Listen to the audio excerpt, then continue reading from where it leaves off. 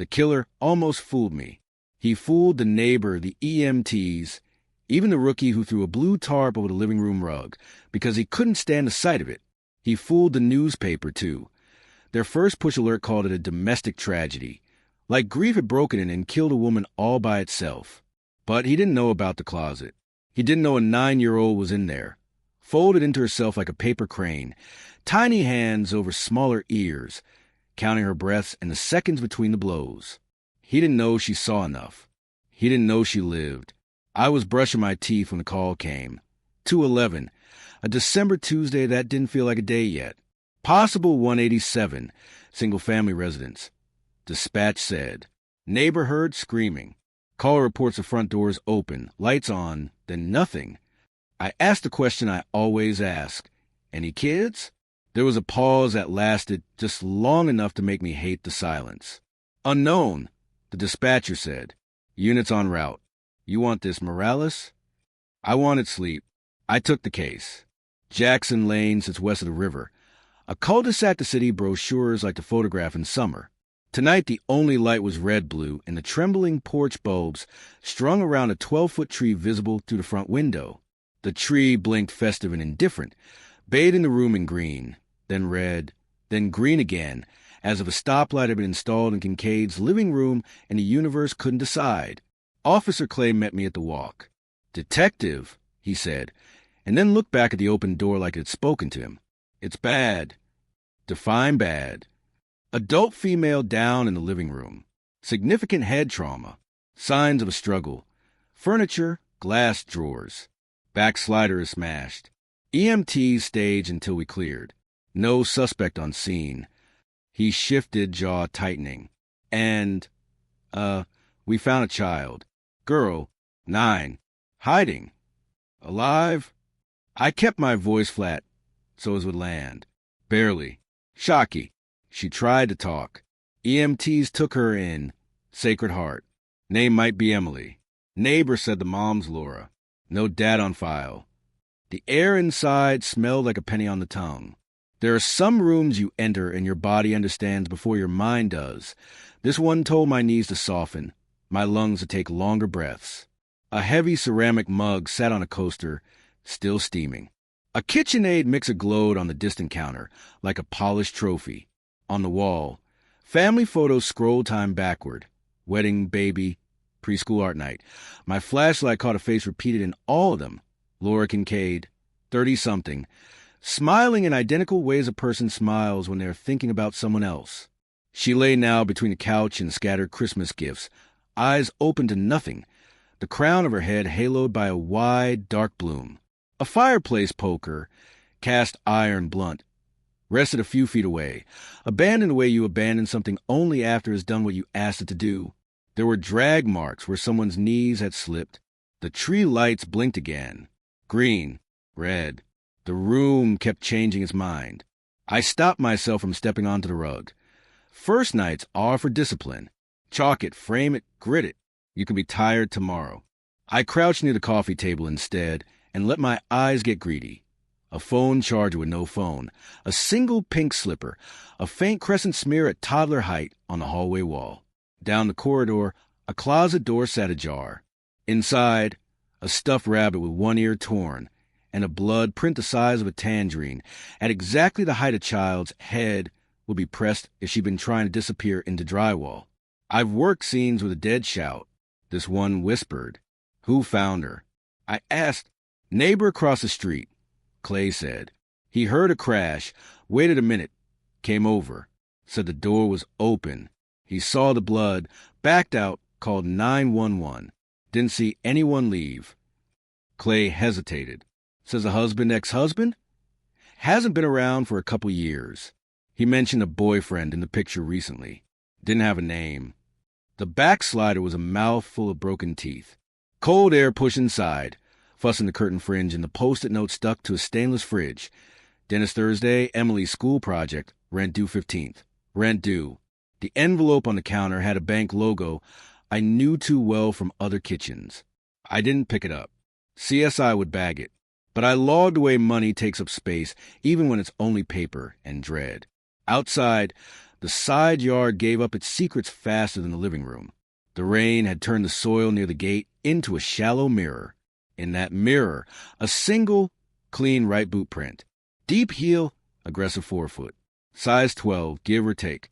The stride from print to print said the man wasn't running. He left confident, not chased. Men who run think someone saw them. Men who walk think they're invisible. Clay's radio hissed. Copy, Sacred Heart trauma. Minor, girl stable. Repeat, stable. Name confirmed Emily Kincaid. GCS 14, oriented to person only. I let out a breath I didn't realize I'd been hoarding. Get a uniform at the door of her room, I said. No one in except medical and me. No statement until I get eyes. If she tries to talk, let her. Do not ask. We're not going to crush the only thing this case might give us. Clay nodded and moved off, grateful to have a task that didn't involve staring at the rug. I went back in and let the house talk some more. The mantel held a framed picture of a man with his arm around Laura. Late 30s. Contractor's tan, the kind of smile men rehearse for inspectors. The frame had a tiny brass plaque. Flores and Son, 2017. Decking in the background. Hands rough. I took a picture with my phone and sent it to Records with a note. Run Flores and Son. Contractor license. Associates, civil. Any DV calls to this address last 5 years. Also pull Laura Kincaid. Utilities, leases, 911 history, ROs. Detective? A voice said from the door. The neighbor, thin pajama pants, adrenaline shaking his coffee mug. I heard I should talk to somebody. You should, I said. Me. He started with the screaming and the crash, the porch light and the open door, the way he'd stepped inside, and then right back out because the blood had rearranged his idea of bravery. He pointed across the street to a tasteful two-story with those tall windows nobody ever closes. Laura kept to herself, he said. But we'd wave. Her little girl, Emily, is quiet. Smart kid. The mom worked odd hours. Lot of deliveries lately. You know, the big boxes. Christmas. He swallowed. There was a guy, though, came by late sometimes. Big. Hoodie cap. I thought he might be a boyfriend. Or trouble. Car. Dark SUV. Couldn't see the plates. I'm sorry. You did fine. I told him, and meant it. Most people think they should have been heroes. Most nights we need them to be witnesses. While CSI photographed the living room, I wrote 3 sentences in my notebook, the kind that look plain until they save you. Forced entry staged or real. Slider versus interior mess. Victim routine suggests she knew the attacker. Mug still hot. No defensive wounds near door. Child witness alive. The third line changed the other 2. Because if Emily lived, then the killer hadn't checked the house. If he hadn't checked, he either panicked or he believed he didn't need to. And if he believed he didn't need to, he thought we'd never find him. Hospitals have their own weather. The air is always a few degrees too cold, the light too clean, the silence held up by a scaffold of beeps. By the time I reached Sacred Heart, dawn had pulled a thin gray sheet over the city. I flashed my badge at the night charge nurse and asked for the pediatric wing. She gave me that look nurses say for cops and gods. Walk soft, or I'll throw you out myself. Then pointed me down the hall. Room 4 had a deputy at the door, per my radio call. Inside, a small form under a silver blanket, a stuffed rabbit with one ear torn, and a child life specialist named Tamsin, who had the kind of voice that can teach adults how to breathe. Emily's head was wrapped and 4 taped to her hand.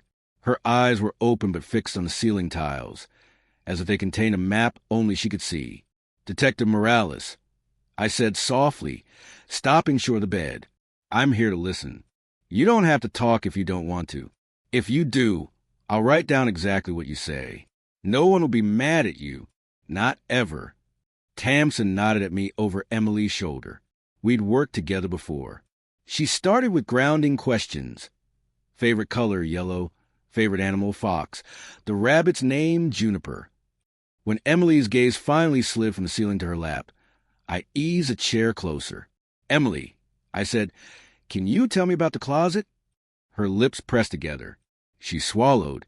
When she spoke, It came out in a kid's careful present tense, where everything that happened is still happening.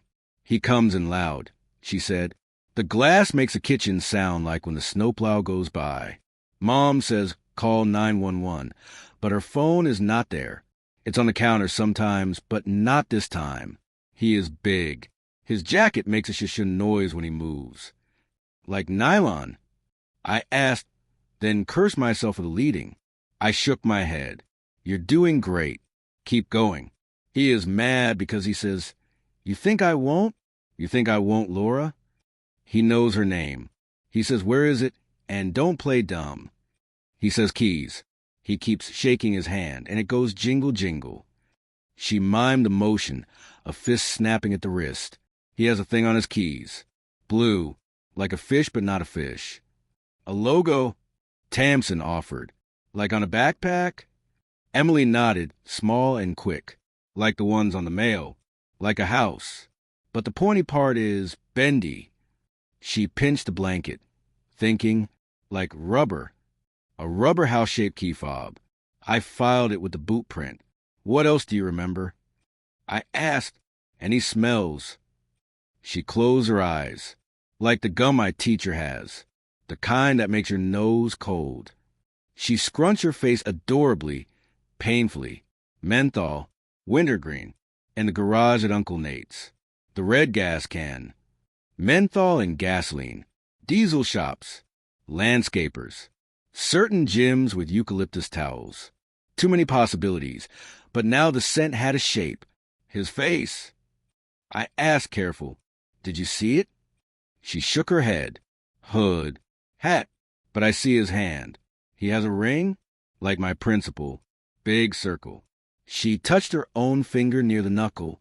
Green in the middle. It's cracked. A class ring. Green stone emerald? Peridot? Fake jade? Cracked.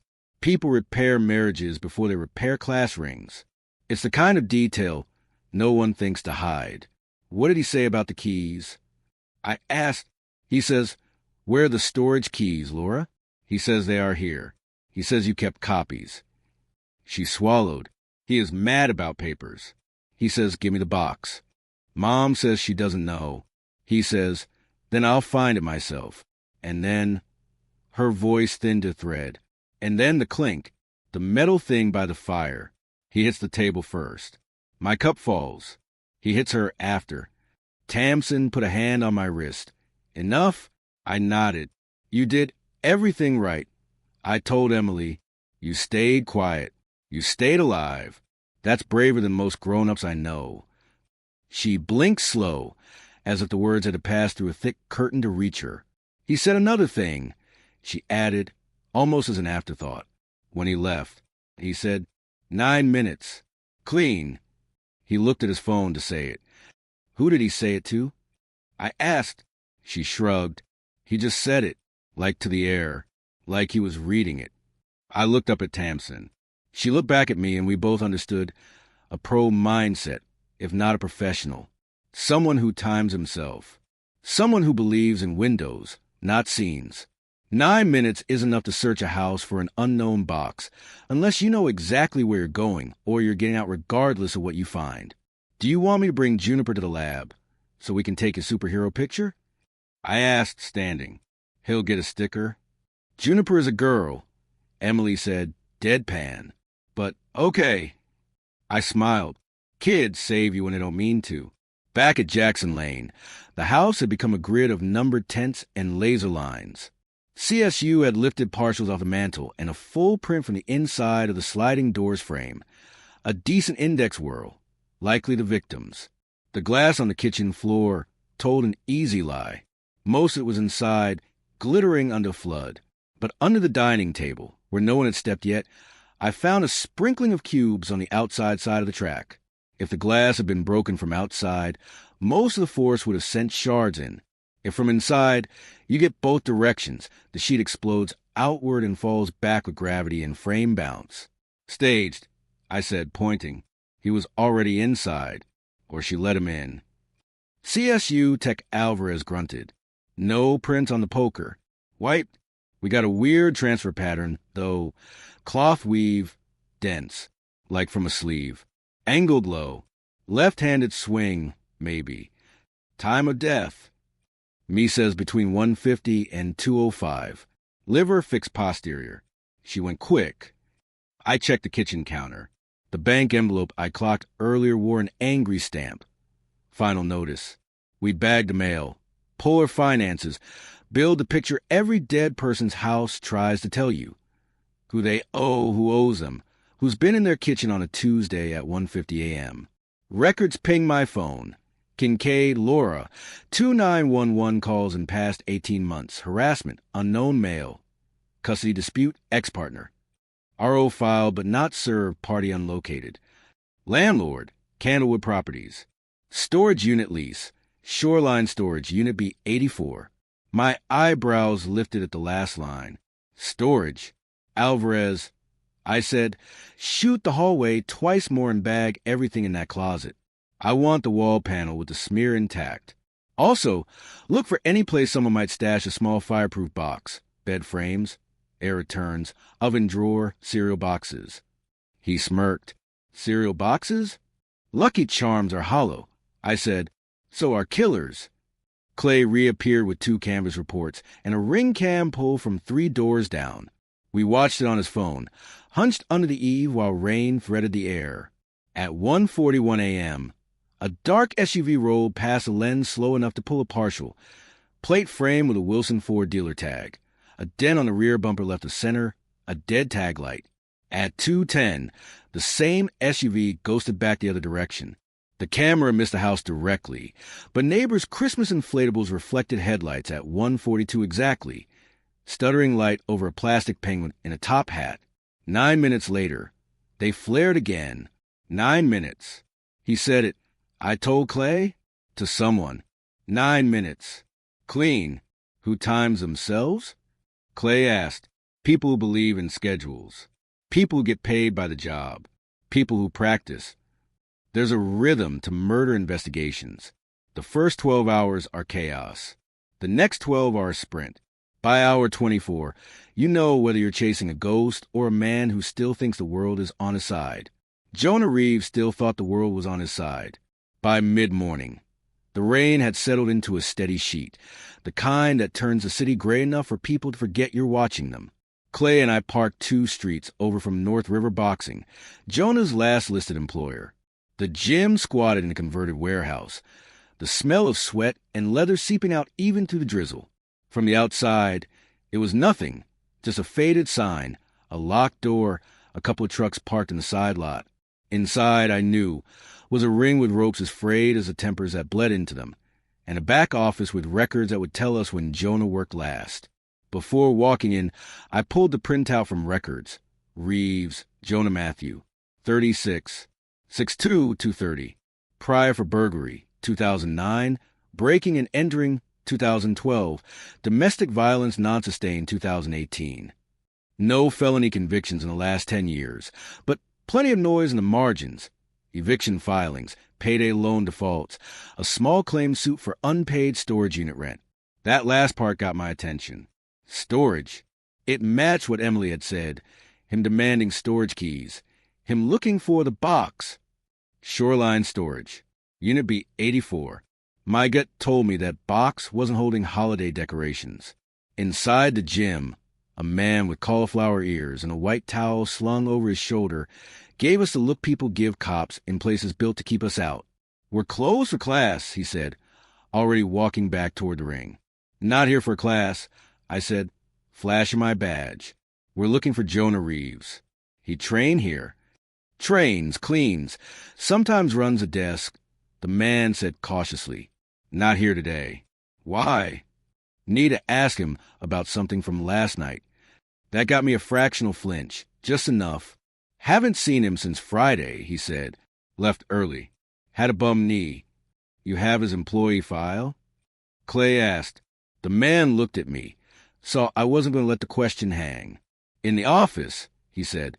Come on. The file was thin. Copy of a driver's license, W4. Emergency contact listed as a C. Reeves in Tacoma. The address on the license was 6 months out of date, but the emergency contact was current. I took a photo of both. On the back of the file was a note in Sharpie. O's for locker. I asked to see it. Locker 12 smelled like menthol gum and damp nylon. Inside was a change of clothes, a pair of Everlast gloves, a half-empty bottle of Wintergreen Muscle Rub, and a shoebox. The shoebox held a roll of duct tape, a blue rubber key fob shaped like a peaked house, and, tucked into the corner, a cracked greenstone class ring. "Bag it," I told Clay, holding my breath until the CSU tech arrived with gloves and evidence tape. 9 minutes. The ring, the key fob, the scent. Emily's fragments were knitting themselves into something I could hold up in court. By early afternoon, we had a warrant for Reeves's temporary residence, a basement unit on the south side rented under a sublease. The landlord, a wiry woman in her 70s, told us she'd taken cash for 3 months in advance. No questions asked, but said Jonah came and went all hours and didn't have much furniture. The lock gave way under the key she provided. The place was what I expected. Mattress on the floor, hot plate on a crate, unopened mail in a stack by the wall. But it was the table near the mattress that stopped me. On it sat a spiral notebook, open to a page with 2 words in block letters, B84, box. Underneath was a list. Deeds, receipts, photos. Will, Clay looked at me. "You think Laura had this box?" "I think he thought she did," I said, "and I think he was willing to kill to get it back." Back at the station, we pushed Reeves's name through every database we had access to. The connections began to pop. See, Reeves, his listed emergency contact, was his older brother, Caleb, currently on parole for wire fraud. Caleb's last known business dealings involved property flipping in Spokane County. 2 of those properties had been bought out of foreclosure from Candlewood Properties, the same landlord that owned Laura Kincaid's rental. Now, it made sense. Whatever was in that Shoreline storage box had value. Probably documents tying Candlewood or Caleb, or both, to something they didn't want public. Jonah had been the retrieval man. Laura had been in the way. At 4:23 p.m., surveillance from Shoreline Storage came through. Grainy, but clear enough. Jonah's black Explorer pulling into the lot 3 weeks ago. His hood up, gloves on. He punched in a code, went straight to B84, rolled up the door and looked inside. After 30 seconds, he slammed it shut, cursed, and left. The next day, Laura's rent payment to Shoreline was marked paid in cash. She'd been holding the box as leverage. And leverage is dangerous if you don't have the muscle to keep it. I drove back to Sacred Heart before shift change. Emily was awake, coloring with Tamsin. When she saw me, she stopped and picked up Juniper. "Did you find him?" she asked. "Not yet," I said honestly, "but we found his ring." Her eyes widened, and she nodded once, like that was enough for now. "You remember something else?" I asked. She hesitated, then whispered, "He had music in his pocket, like a phone song. I know it, from school dances." "What song?" I asked. She hummed a bar, off-key, but enough for me to recognize. An old hip-hop track, specific enough to be searchable if you had location data from the right phone. "You did great," I told her. That's important. By the time I hit my desk that night, the warrant for Jonah's phone records was approved. I sent it straight to our cyber unit with one note. Look for pings in Jackson Lane between 1:40 and 2:15 a.m. Also match audio activity to music apps. We were close enough to taste it. The 9 minutes. The ring, the key fob, the storage unit. Every piece was lining up. Reeves still didn't know his crime scene had a witness. He thought Jackson Lane had gone dark. But Emily Kincaid was still here, and she had just started remembering. The kind of remembering that pulls a killer into the light, one detail at a time. The first solid lead on Jonah Reeves came from a place that had nothing to do with fingerprints or DNA. It came from sound. Cyber pinged me at 8:17 the next morning. I was halfway through burnt coffee when my desk phone lit up. "Morales, you're going to like this," said Marquez, our digital forensics lead. Pulled Reeves's tower hits from the night of the murder. Phone was active in Jackson Lane cell sector from 1:39 to 2:14 a.m. More interesting, his Spotify account streamed a track called Can't Tell Me Nothing at 1:47 a.m. right in the middle of the window. Same track your witness hummed. Music in his pocket while he was killing her, like he needed a soundtrack. Where's the phone now? I asked. Shut off since 3:03 that morning. Last ping near Highway 2, headed north. North. That could mean Canada, could mean the woods. But if Reeves thought turning his phone off erased him, he hadn't met Marquez. We're working historical pings and connected devices. She said, give me a few hours. I'll tell you where he eats breakfast.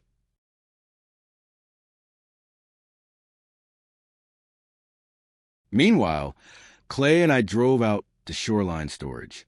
Unit B-84 sat in the far row. Orange door shut, lock missing, cut clean. The manager, a sunburned man named Doug who smelled faintly of weed, said Laura had come in 2 weeks ago with a spare key. She was nervous, he said. Kept looking over her shoulder. Said she wanted to check something. Came back 10 minutes later. Hands empty. Said everything was fine. Paid up front, cash. What was she storing? I asked. Doug shrugged. I don't look. Against policy. But he shifted, sheepish. Couple months back, before she put a lock on it, I saw a small sentry safe in there. Maybe 2 feet by 2 feet. Black. Heavy. That's it. A safe. Small enough to carry. Big enough to hold deeds. Receipts. Maybe to list it in Jonah's notebook. When was the last time you saw it? I asked. Doug frowned. Week before she came in. Some guy came looking for her unit. Didn't have her name, just a number. I told him to get lost. Big guy. Hoodie. Didn't like his eyes. We had enough to tie Reeves to the storage unit, but not enough for a warrantless grab.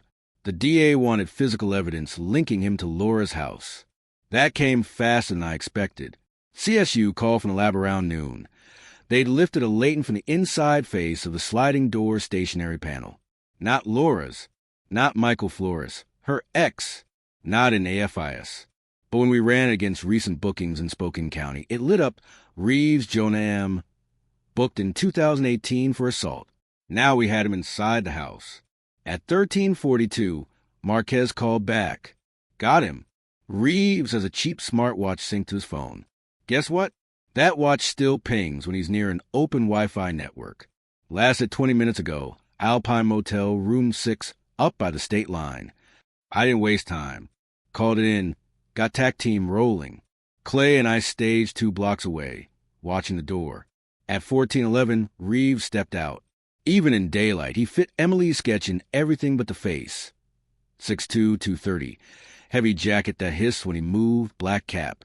A limp in the right knee. And on his hand, a cracked greenstone ring. He had no idea we were there. We let him walk to the liquor store next door, watched him buy 2 tall boys and a pack of wintergreen gum. His right hand jingled with keys, the blue rubber fob swinging like a beacon. When he came back across the lot, TAC moved. He froze when the muzzles came up. Police, hands where I can see them. His first words? You got the wrong guy. They always say that. We cuffed him, read him, walked him past the motel manager and a couple of half-interested guests. In the room, we found exactly what I expected. The sentry safe from B-84, pried open. Inside were papers, deeds, notarized affidavits, a last will and testament in the name of Howard Kincaid, Laura's father. Half the pages had signatures in different inks. Some looked wrong. I'd seen enough forged deeds to know Candlewood Properties had dirt on its hands, and this box was the proof. Back at the station, Reeves sat in interview 2, chewing his gum, knee bouncing. He wouldn't look at me. You were in Laura Kincaid's house between 1:40 and 2:10 a.m. I said, we have your print on the slider, your ring in your gym locker, your key fob, and the witness who saw it. You left through the side gate, got in your Explorer, and drove away. 9 minutes. His eyes twitched at that. Just a flicker. You timed yourself, I said. Said it out loud. 9 minutes. Clean. I leaned in. You think no one heard you. You think no one saw you. But she did. She's 9 years old and she's alive. That got him. The gum froze between his teeth. His eyes narrowed like maybe he'd misheard. You didn't check the closet, Jonah. For a second, I thought he might talk. Then the lawyer arrived, a public defender with a file thin enough to slide under the door. Reeves leaned back, smirking again, the mask back on. But it didn't matter. The walls were talking. The closet had spoken. And now we had the box that explained why Laura died. By the time I left that night, Reeves was in holding, bail denied. The DA was prepping charges. Murder 1, burglary, tampering with evidence. And Emily? She was sleeping under a real roof, guarded by a rotation of uniforms who treated her like she was their own. She didn't know yet that her voice had just cracked this case open. Reeves still thought he could talk his way out. He didn't realize the story was already writing itself in ink he couldn't erase. I've learned something after almost 2 decades in this job. Killers rarely murder for the reason they claim. Self-defense is rage. It just happened is greed. And I panicked is a lie 9 times out of 10. Laura Kincaid didn't die because she was in the wrong place at the wrong time. She died because she was sitting on a truth that could burn people with bigger bank accounts than Jonah Reeves could dream of. We started with the papers in the Century safe. Half of them were property deeds. Some original, some photocopies. Every single one connected to Candlewood Properties, the company that owned Laura's rental. But here's the thing. They weren't just random properties. They were all houses that had gone into foreclosure in the last 7 years. Many showed a sudden below-market sale to Candlewood, followed by a flip at 3 times the value within a year. That's not illegal by itself. But mixed in with the deeds were quitclaim documents, signatures from former owners transferring property to Candlewood for pennies. A couple were notarized by the same person, Caleb Reeves, Jonah's brother. The will in the safe was the kicker. Howard Kincaid, Laura's father, had left his house to her and Emily. Candlewood had no legal claim, but the version in the safe had amendments, sloppy ones, naming Candlewood as beneficiary in exchange for debt forgiveness, debt Howard Kincaid had never owed. Laura found this in her dad's things. I told Clay as we spread the papers across the conference table. Figured out Candlewood was trying to steal her inheritance before probate closed. She put the real will in storage and kept paying the rent on the unit to keep it safe. Until Jonah showed up, Clay said. Until Jonah showed up, I agreed. We interviewed Doug from Shoreline Storage again. This time, I pushed harder. He admitted Laura told him someone was after her dad's papers and that she didn't trust her landlord. She'd also mentioned she was waiting for a meeting with someone from the paper. If Laura had managed to hand these documents to a reporter, Candlewood would have had to answer some very ugly questions. The DA's office was already licking its chops. Murder is murder, but add motive that sounds like organized theft from grieving families. And you got a jury's attention. Still, we needed to nail down exactly who ordered Jonah to get that box. Reeves wasn't talking. His lawyer was good enough to keep him quiet. But criminals talk sideways. I had Marquez pull all his phone contacts for the last 30 days. 2 numbers repeated. One belonging to his brother Caleb, and one to a prepaid cell we couldn't ID at first. We got lucky when the prepaid pinged a Starbucks Wi-Fi 2 days before the murder. Video showed a man in his 50s, clean suit, white hair, meeting Jonah. It took less than an hour for records to match him. Martin Greaves, managing partner of Candlewood Properties. Interviews are knife fights. You don't walk in swinging. You circle, you measure reach, you find the soft spots. I've been holding mine back for Jonah Reeves. He was still in our holding wing. Same seat in interview 2, same greenstone ring on the table in front of him in an evidence bag. His lawyer, a wiry guy named Reeves, no relation, sat beside him, already making the "my client has no statement" face. Jonah, I said, sitting down across from him, we're past the point pretending you weren't in Laura Kincaid's house. Your print on the slider, your ring, your key fob. Done deal. But here's what I want to know. Why were you really there? No answer. His lawyer started to speak, but I put up a hand. Don't worry, I said. I'm not asking for a confession. I'm telling you something. Right now, the DA is stacking you for murder 1. But I don't think you were the only one in this. I think you're the guy they send when the suits don't want their hands dirty. Still nothing. but his knee started bouncing. You see, I've got a 9-year-old witness. I went on, slow, steady. She remembers your jacket. She remembers your gum. She remembers the way your keys jingled. And she remembers something you said. 9 minutes. Clean. That got a flicker in his eyes. Funny thing, I said, leaning forward. Turns out that wasn't her line. She'd heard it before. From your boss at Candlewood Properties. A man named Martin Greaves. The man who wanted that box from Shoreline Storage. The box with the fake deeds and the forged will. The one you pried open in your motel room. Jonah glanced at his lawyer. Then back at me, I could see the first cracks forming. Let me lay this out for you. I said, if you keep your mouth shut, you take the full ride. Murder 1, burglary, tampering. You'll be eating off a tray until you die. But if you tell me how you met Greaves at the Alpine Motel 3 nights before the murder, and how much he paid you to get that safe, I can walk that to the DA as cooperation, not freedom. But you go from life to a number. Numbers end. Life doesn't. His lawyer shifted. Detective, this is sounding. Sounding like the truth? I cut in. Good. Because your client has one window before Greaves throws him under a bus and swears he's never met him. That window's closing. Jonah exhaled. Hard. I don't know the guy, he said, but the way he said it told me he was already picturing the guy. Then you won't mind if I tell you what your watch told us. I said, we pulled the sync data from your phone. Guess what? You were at Candlewood's main office 3 days before the murder. 92 minutes. Your watch called it exercise. Now the knee bouncing stopped. You want to take the fall for a man who signs your checks from behind a mahogany desk? I asked. He's sleeping in a $4,000 bed tonight. You're in a cell. And when he hears you've been picked up, he'll dump every phone, every file, every camera he can get his hands on. Meanwhile, I've got a kid who can put his voice at her mother's landlord's office, saying your favorite words. 9 minutes. The lawyer leaned in, whispering to Jonah. The whisper went on for a full minute. Then Jonah sat back, eyes duller now, resigned.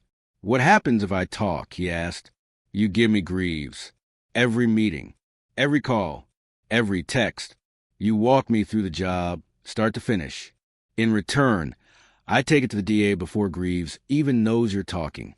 And you get moved somewhere safer before the word gets around inside. Jonah hesitated, then looked at the evidence bag with his ring inside. I don't know what he did to the papers, he said finally. I just knew he wanted them.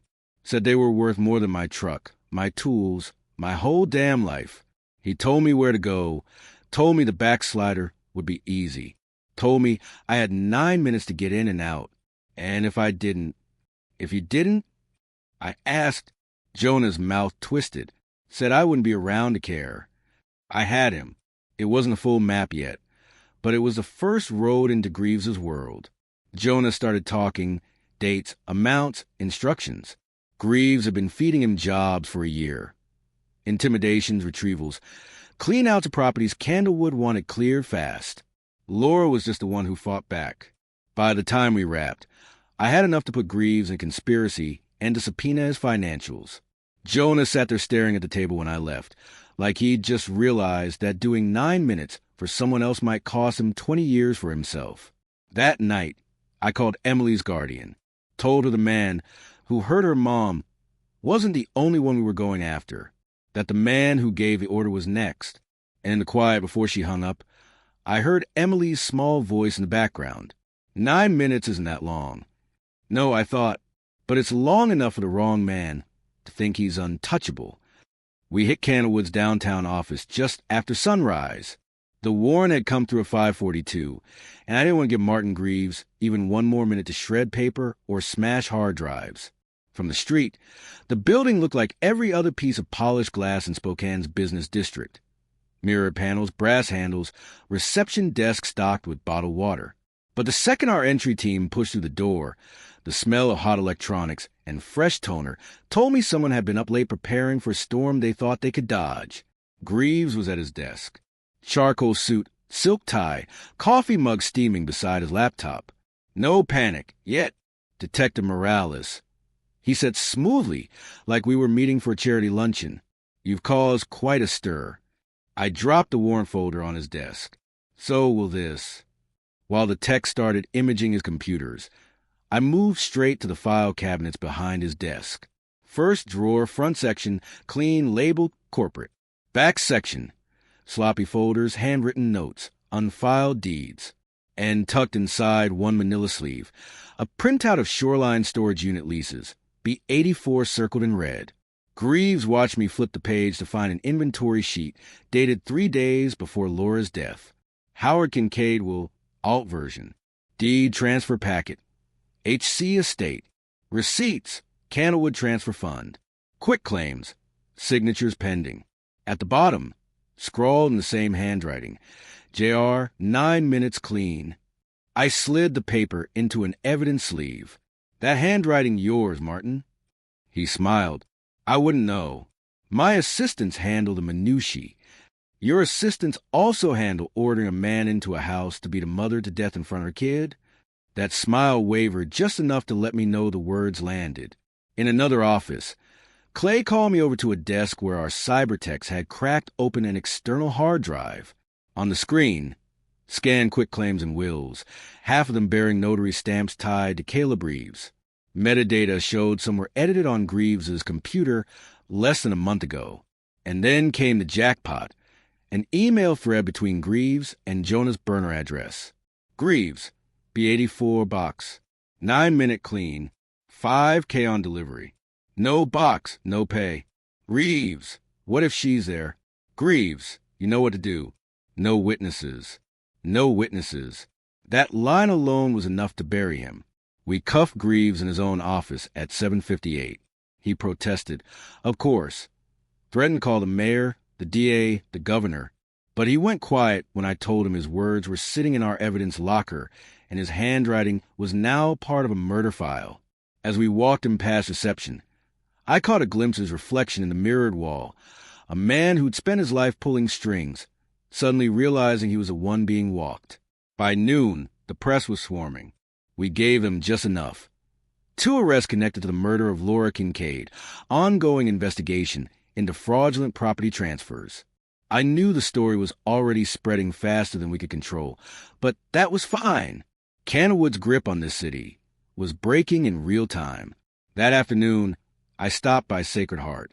Emily was sitting up in bed, Juniper in her lap, watching cartoons. Her guardian had told her about the other man being arrested. "Was it the voice?" she asked. "It was," I said, "the one who said 9 minutes." She thought about that, then whispered, "Then he knows I heard him?" I nodded. "And now he knows everyone will." That night, back at my desk, I went to the chain of evidence. The print, the ring, the key fob, the papers, the email, the phrase from a child who'd lost everything but her memory.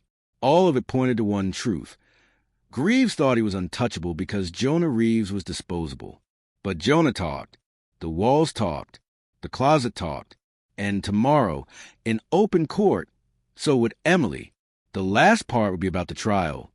The moment the 9-year-old he never knew survived would look him in the eye and tell 12 strangers exactly what she heard.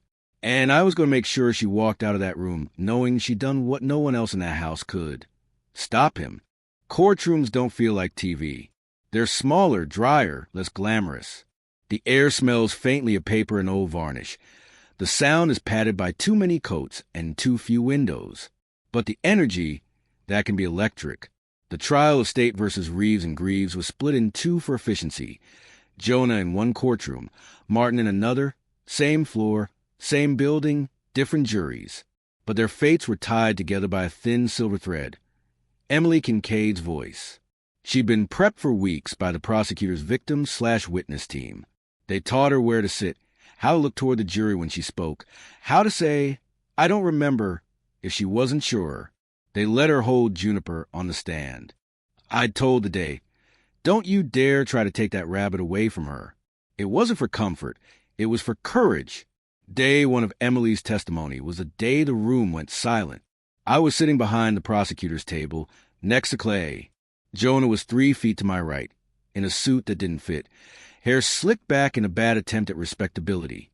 His knee still bounced, but his smirk was gone. When Emily walked in, the jury leaned forward without realizing it. She was tiny against a wooden chair, her hair pulled back, juniper in her lap, legs swinging just above the floor. The clerk swore her in with the gentlest. "Do you promise to tell the truth?" I'd ever heard. The prosecutor started simple. Name, age, school, favorite subject. She relaxed after the first laugh from the jury when she said recess with a deadpan face. Then he asked, "Emily, can you tell us what you remember from the night your mom got hurt?" Her feet stilled. She took a breath and started.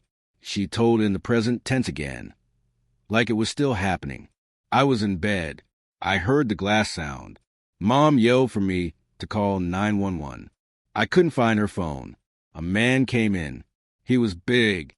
He had a hood and a hat. His jacket went shusha when he moved. He was mad. He said, 'Where is it?'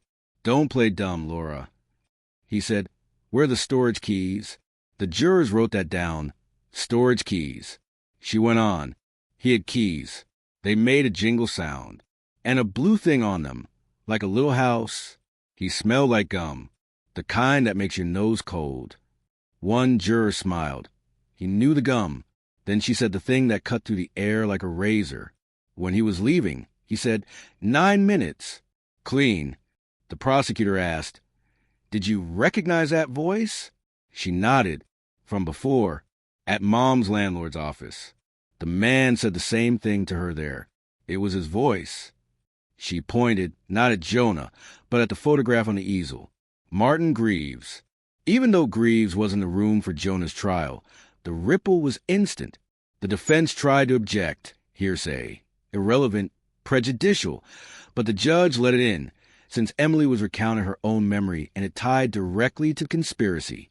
I watched Jonah. For a second, I thought he'd stare her down, but he didn't. He looked away, at the table, the wall, anywhere but the child who had just pulled him into the light. Cross-examination was the part one dreaded. Defense attorneys can be careful with child witnesses, but some can't help trying to poke holes. Jonah's lawyer was one of the pokers. He asked about the lighting. She said the Christmas tree was on. He asked how sure she was about the smell. She said she was sure. He asked if maybe she imagined the words 9 minutes. She looked at him, blinked twice, and said, "No, I didn't imagine them. I'm not allowed to lie." Even the court reporter smiled. After she stepped down, Clay leaned toward me. She just buried him. I nodded, and she doesn't even know it. Meanwhile, in Greaves's courtroom, the prosecution was threading Jonah's statements into the case against the man in the charcoal suit. Jonah had taken the deal, 25 years with parole for cooperation, on the condition he testify. And testify he did. He told them about meeting Greaves in the Starbucks parking lot, about being handed a photo of the safe, the storage unit number, and the 9 minutes order, about being told that if Laura or anyone else was in the house, he was to handle it. And then they played the email, B84 box, 9-minute clean, $5K on delivery. No box, no pay. You know what to do. No witnesses. You could feel the jury bristle at no witnesses. The defense for Greaves tried the usual. Attacked the witness. Jonah was a felon, a liar, a man trying to save his own skin. But Jonah had nothing left to lose. He just kept saying, "That's the man who paid me to do it. That's the man who told me 9 minutes." The trial stretched into its third week. We heard from Doug at Shoreline Storage, the handwriting expert, the cyber unit that traced the smartwatch pings. Every brick went into the wall. And then it was closing arguments. The DA summation in Greaves's trial was the kind that sticks in a jury's head. 9 minutes. That's all the time Martin Greaves thought it would take to erase a life. But time isn't measured in minutes when you're the one on the floor, bleeding, or the one in the closet, praying. Time is measured in choices. And Greaves made his. Pay a man to break into silence, to leave no witnesses. He just didn't count on a 9-year-old with the courage to remember. I was in Jonah's courtroom when the verdict came in first. Guilty on all counts. No hesitation. The jury foreman didn't even look at him when he read it. Jonah slumped back, the fight gone. Greaves's verdict came 2 days later. Guilty of conspiracy to commit murder, first-degree murder as an accomplice, fraud, and a half-dozen property crimes. When the judge polled the jury individually, every yes was clear, steady, final. Greaves didn't move. Not a blink, not a twitch. But his lawyer's shoulders sagged. Sentencing was a formality. Jonah got his 25 years with the possibility of parole. Greaves got life without. When the judge read the sentence, Emily's guardian squeezed my shoulder. "She wants to say something to you," she whispered. I knelt beside Emily. She was holding Juniper, eyes bright. "Is he going away forever?" she asked. "Yes," I said. "He'll never hurt anyone again." She thought about that, then said, "Good. Now Mom can rest." After court, the press wanted statements. I gave them the official line about investigation, teamwork, and justice served. What I didn't say, what I wanted to, was that the entire thing hinged on a kid who kept her eyes open in the dark. The case closed, but echoes remained. Shoreline Storage was sold to a new owner. Candlewood Properties filed for bankruptcy within 6 months, the fraud suits eating them alive. Caleb Reeves disappeared into witness protection after flipping on other property scams. Emily moved to another state with her guardian. I got a postcard 6 months later, just a yellow fox sticker on the front, no words. I pinned it to my corkboard. Some nights, when I drive past Jackson Lane, I still see the glow of that 12-foot Christmas tree in the front window, blinking green and red. But the air doesn't smell like copper anymore. It smells like a case that could have gone cold.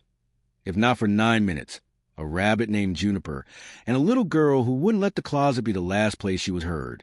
That's how killers think they get away with murder. They forget walls remember. Closets remember. Children remember.